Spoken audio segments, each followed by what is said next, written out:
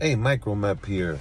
I want to do a more in-depth video here regarding the real estate market, renting versus buying. Hot topic here, and some of the shorts that I did. Me being born and raised here in Miami, great city. I love it here, but it's come to a point that it's unaffordable. It's nuts when I look at the rents and the prices of the houses. And one of the original subscribers, Tejas, asked me a question, and I answered it, and a lot of views and feedback, and I've been answering and stuff like that. So I wanted to do a video on it. Asked me, if you're in your 20s, would you rent or buy in Miami? Right now, in my opinion, it's cheaper to rent. Now, I'm not saying that real estate is a bad investment. Real estate is a good investment over the long haul. But, you know, just like stocks, sometimes a good time to buy stocks, sometimes not a good time to buy stocks because they're just overvalued. And in my opinion, at least here in this demographics in Miami, it's overvalued. So my answer to him was, if I was in my 20s, and a lot of factors play into it. Are you single? Your income, of course. If you're married, do you have dual income? A lot of it plays into your decision-making process, of course.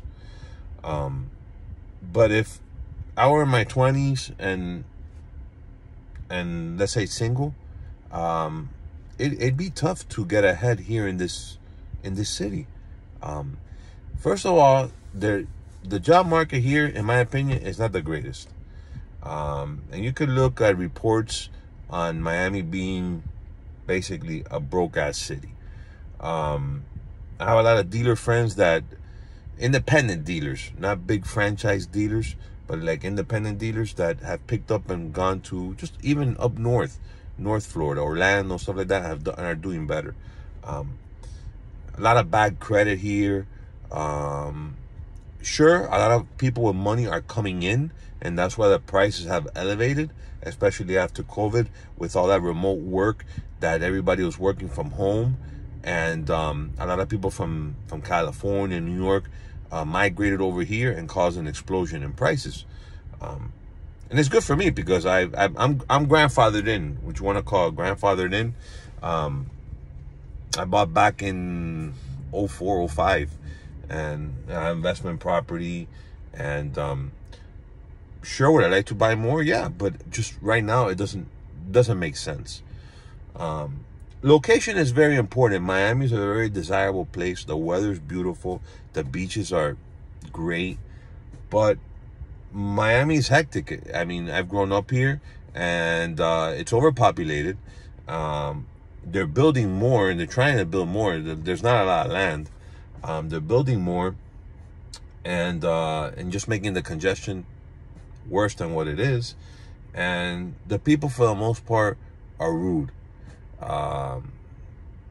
Typical, like what you hear maybe like from New York City.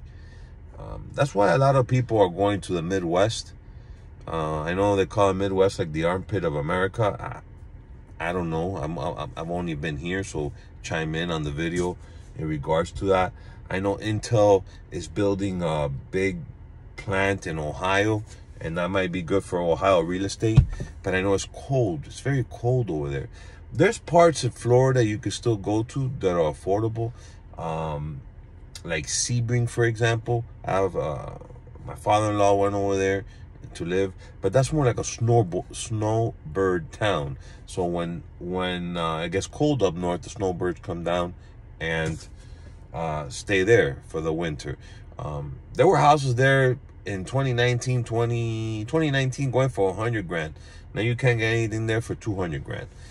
Now in Miami, you can get a house for in Miami a shack is $550 and it's falling apart.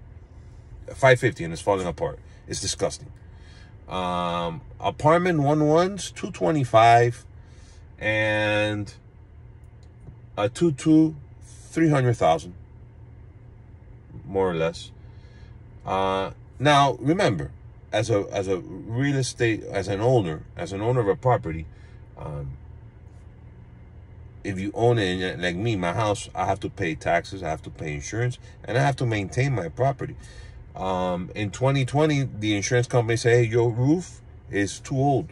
We're not gonna reinsure you. You need to do your roof. So that was 15, 20 grand that I had to dish out of my pocket to fix my roof. And that's a reality. And that's another crisis that you're having in South Florida, is insurance companies don't want to insure. And they're gouging people. There's people that are paying. My policy this year came up to $4 grand. $4 grand a year. That's just insurance. Taxes are another $2,500. But that's because I'm in there since 04, 05. Anybody who buys today, how much you think you're gonna pay in insurance if you buy today at $550? You're gonna be anywhere from 8 to 12 grand a year, plus the $4 grand in insurance. That's a lot of money. You're talking about, let's say 8 and 4, that's 12 grand. That's $1,000 just in taxes and insurance. I haven't even gotten into principal and interest on a $550,000 house. 10% is 55 grand. 20% down is $110,000 down. That's a lot of bread to put down. So, and I'm not even getting into the payment. I can stop the video and get into the mortgage calculator, but I would assume that it's easy $3,500 just from the top of my head, plus the tax and insurance, easy $4,500 minimum. My house probably rents for, I would say $3,500. I could rent it for, and it's cheaper than buying it. I don't know. I can rent it for $4,500. That might be tough.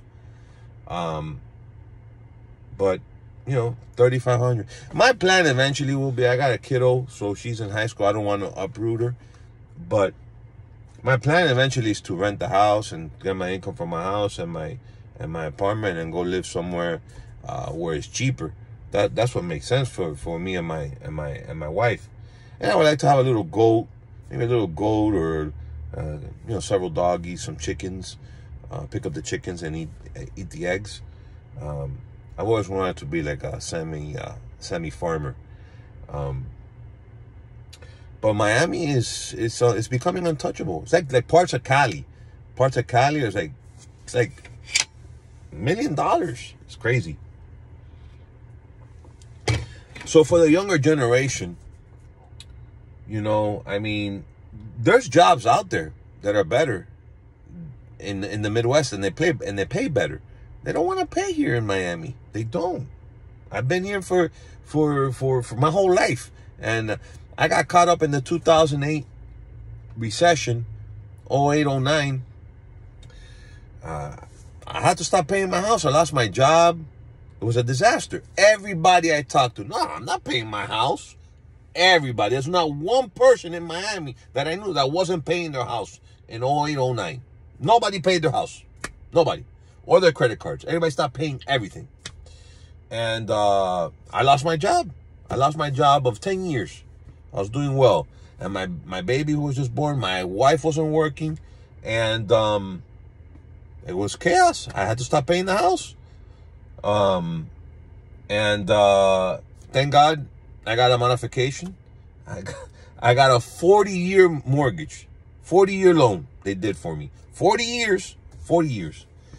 At a 4.75. Right now, interest rates are at 4.75. And, you know, as I rebuilt and got better and things got back to normal, I refinanced. Twice. Now I'm at 2.9, which is unheard of. I don't know if we'll ever see that again. 2.9. I won't even pay that house off. It makes 0 sense to pay that house off. But it's at 2.9. But yeah, anyways, I just wanted to do a quick YouTube video on that. you got to do what's best for you to get ahead. This is a tough economy for the younger generation. I tell my daughter every day to study. But, yeah, do the numbers and think about it. See you in the next video. Bye-bye.